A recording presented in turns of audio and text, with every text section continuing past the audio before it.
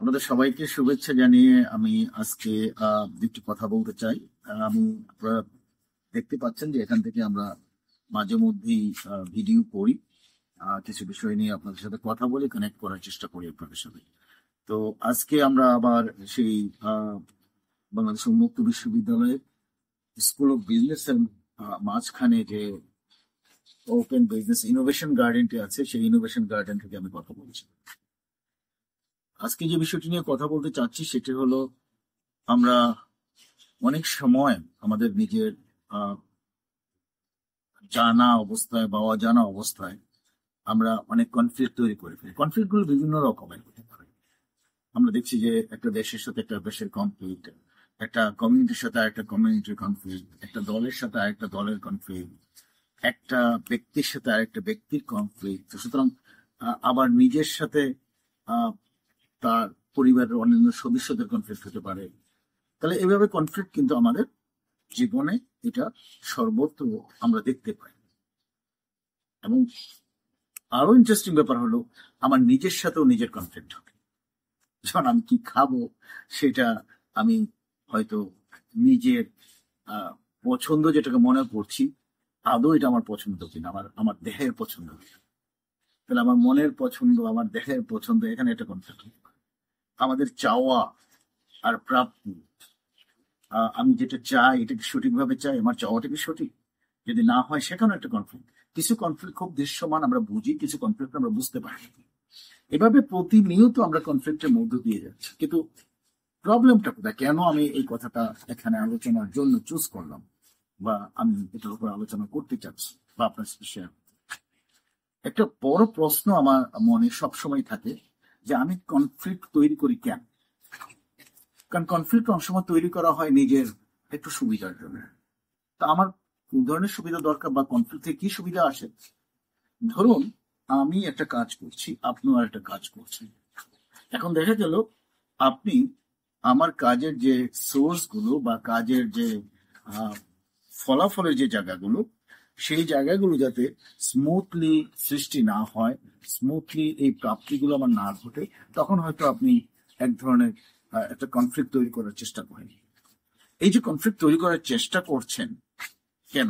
কারণ আপনি মনে করছেন যে এই কনফ্লিক্টের মাধ্যমে আপনি কিছু বেনিফিট, কারণ পৃথিবীতে কেউ বেনিফিট ছাড়া কাজ সহসায় করতে চায় না। তাহলে আমি যদি একটা কনফ্লিক্ট সৃষ্টি করে আমার কিছু বেনিফিট হয়, সেটা হয়তো আমি মনে করছি যে এটা একটা ভালো কাজ, এটা একটা স্ট্র্যাটেজি। কিন্তু আমার যেটুকু মনে হয় যে এই বেনিফিটের ডেফিনিশনটা আমি বুঝি না।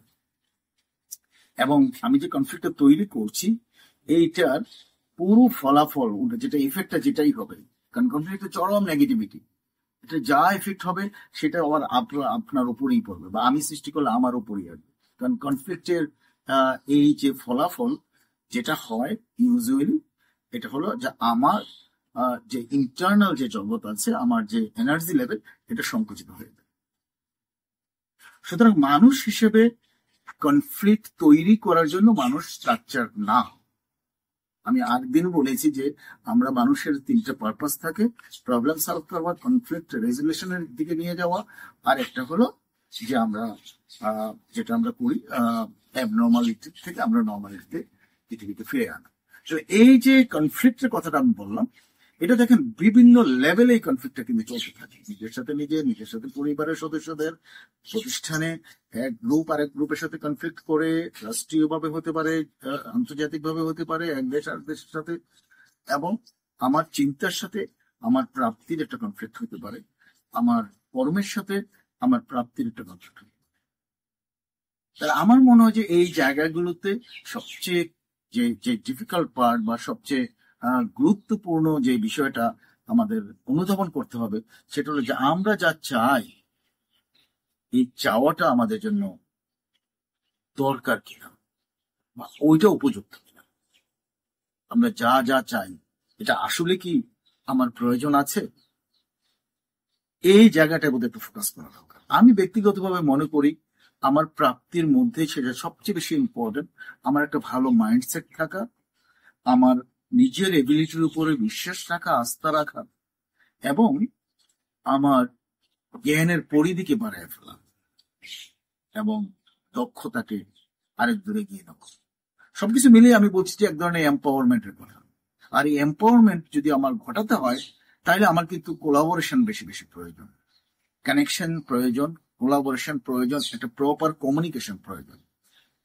তাহলে আমি যদি এইগুলো করতে চাই, এগুলো না করলে আমার যে প্রাপ্তির জায়গাগুলো এটা নিশ্চিত হবে না। তাহলে আমি কানেক্ট করতে গেলে, কমিউনিকেট করতে গেলে, আমি যদি কোলাবোরেট করতে চাই, তাহলে কি লাগবে? কনফ্লিক্ট কি এখানে কোনো রোল প্লে করবে নাকি এটাকে পিছিয়ে দেবে? তাহলে আমার যে এই প্রচেষ্টা, এটা কিন্তু জিরো করে ফেলবে যদি আমার কনফ্লিক্ট থাকে। আপনার সাথে আমার কানেক্ট করা দরকার, সেখানে কনফ্লিক্ট থেকে আপনার সাথে কানেকশন কিভাবে হবে? তাহলে কনফ্লিক্ট আমাদের মধ্যে কানেকশন গুলো দূর করে দেয়। এটা হতে পারে মানুষের সাথে মানুষের, হতে পারে একটা কমিউনিটির সাথে আর একটা কমিউনিটির, হতে পারে আমার সাথে উদ্ভিদের, আমার সাথে একটা প্রাণীর।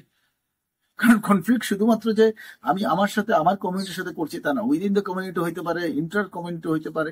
সুতরাং এই যে ইন্টার জগৎ হতে পারে, যে আমার সাথে হয়তো একটা উদ্ভিদের কনফ্লিক্ট আছে, আমি উদ্ভিদটাকে যখন খুশি তখন কেটে ফেলছি, বা একটা পাখি বা একটা প্রাণীকে আমি অত্যাচার করছি, আমি তার দিকে নজর দিচ্ছি না, তার যে ফিলিং থাকতে পারে, তারও যে একটা জীবন আছে, এটার প্রতি আমি এত গুরুত্ব দিচ্ছি না।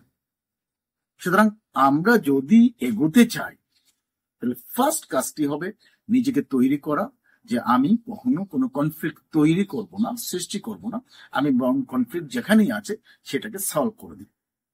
যদি এটা করতে পারি, তাহলে আমার কানেকশন বাড়তে থাকবে, আমার মানুষের সাথে কমিউনিকেশন সহজ হয়ে যাবে, অনেক সহজ হয়ে যাবে, এবং আমরা আমাদের যে কোলাবোরেশন, একটা মানুষের সাথে মিলে মিশে যেটা কাজ করা, নতুন কিছু করার প্রবণতা তৈরি হবে, এবং এই দক্ষতা, সক্ষমতা তৈরি হয়ে যাবে। চলুন আমরা সেই ধরনের একটা মাইন্ডসেট তৈরি করি।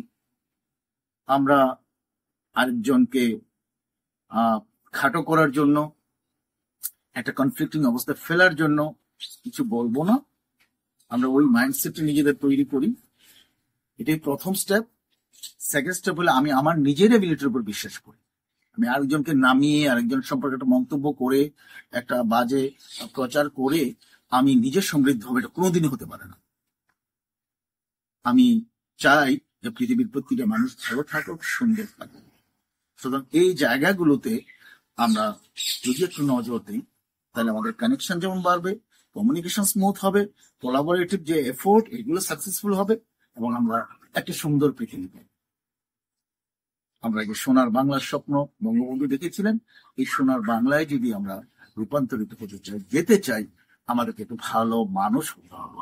আর ভালো মানুষ কখনো কনফ্লিক্টকে সৃষ্টি করতে পারে না, এবং কনফ্লিক্টকে আরো বেশি সামনের দিকে যাওয়ার সুযোগ কখনো করে দিতে পারে না।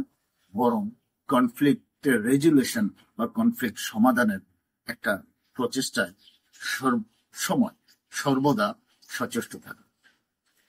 চলুন আমরা কোনো কনফ্লিক্ট আমরা অ্যালাউ করব না, কনফ্লিক্ট গুলোকে আমরা মিটিয়ে দিব, এবং আমরা একসাথে কানেক্টেড থেকে এগিয়ে যাব।